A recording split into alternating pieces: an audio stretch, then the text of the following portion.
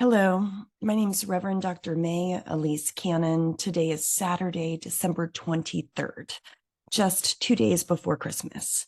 Today is day 78 since October 7th. 2 days before Christmas for those of us who worship Jesus, about ready to celebrate his birth and coming into the world. I wanted to take just a moment this morning. I'm recording in the morning. I don't know when you'll be watching this, but to share why do I do these videos?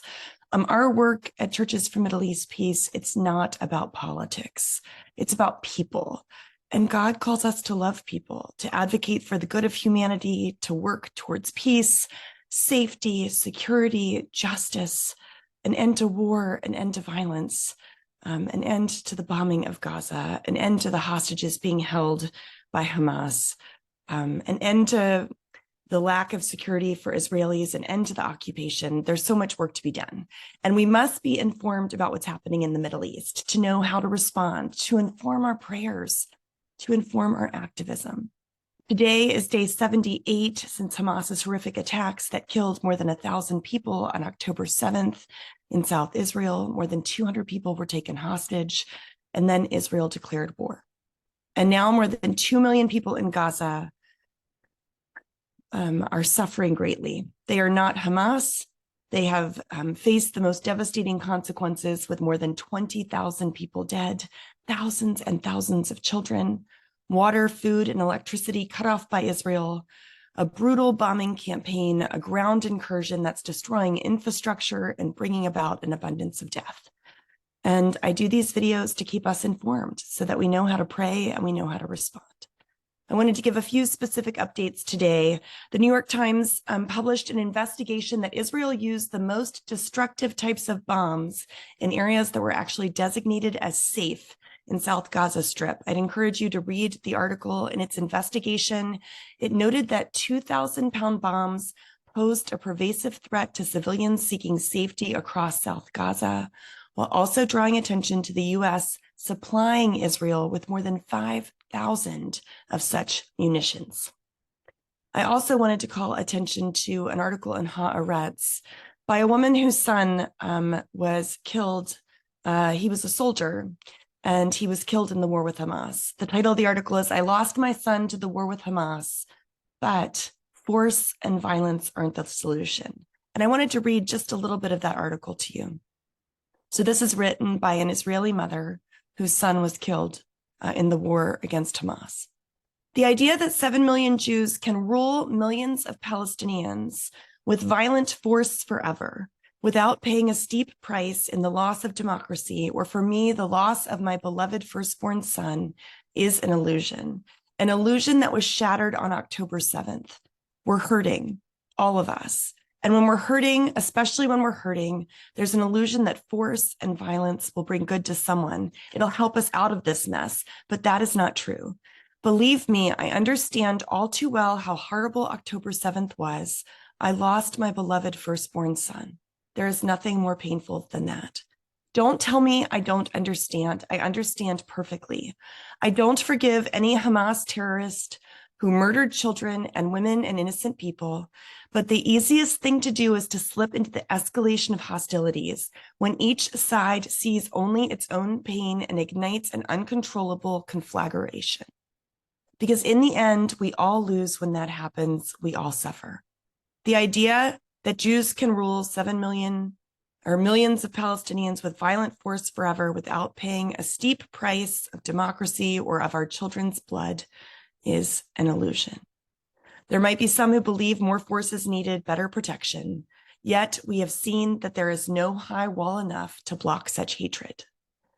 She goes on and she talks, and this was a letter that she read, my understanding, at a gathering that was commemorating his death.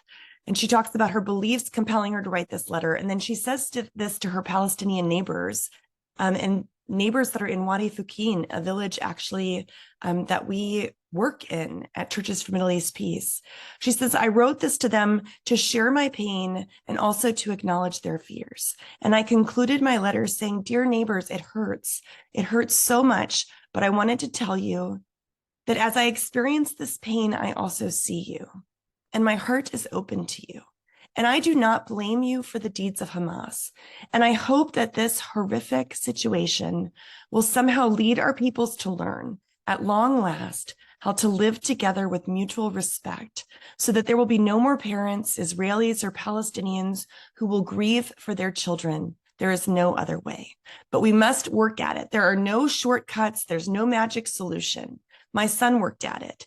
It's not something that happens out of the blue by itself. You have to sweat, because if you don't, there is no hope.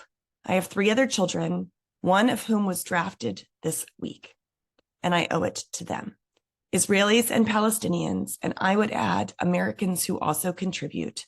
Might we draw inspiration from her son to find the inner strength for this critical work, the work that must be undertaken for every single person to change our patterns of thought. The work must go on day and night. There is no other way to stop the endless cycle of bloodshed. I was deeply moved by the words of this Israeli mother, and countless Israeli mothers and Palestinian mothers have lost their children.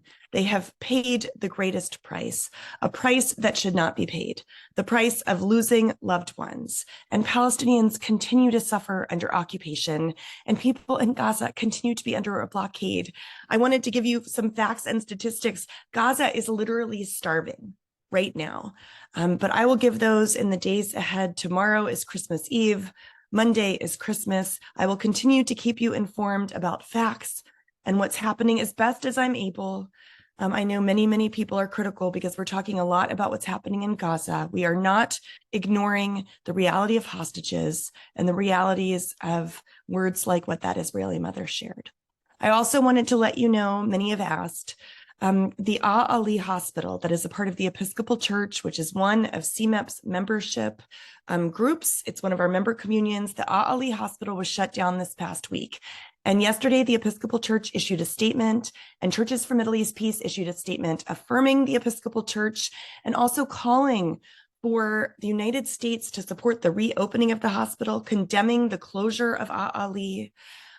We affirmed the statement that was put out, but I just wanted to read to you this.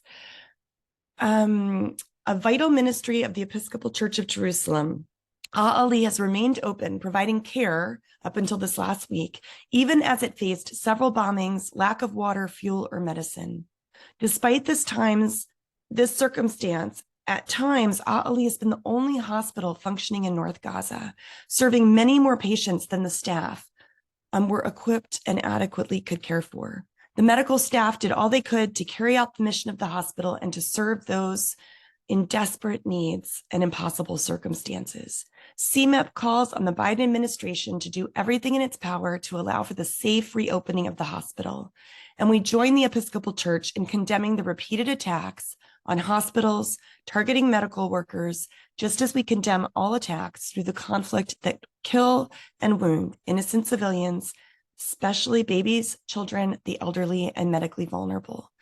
CMEP and our member communions continue to call for a ceasefire, a comprehensive ceasefire, the release of hostages, the flow of immediate and adequate humanitarian assistance to Gaza. Join us in calling for a ceasefire, and we invite you today to join us in the service that we and many others are streaming from Bethlehem, talking about Christ in the rubble and hearing a sermon from Reverend Munther Itzhak. Blessings to you as we continue to work toward peace.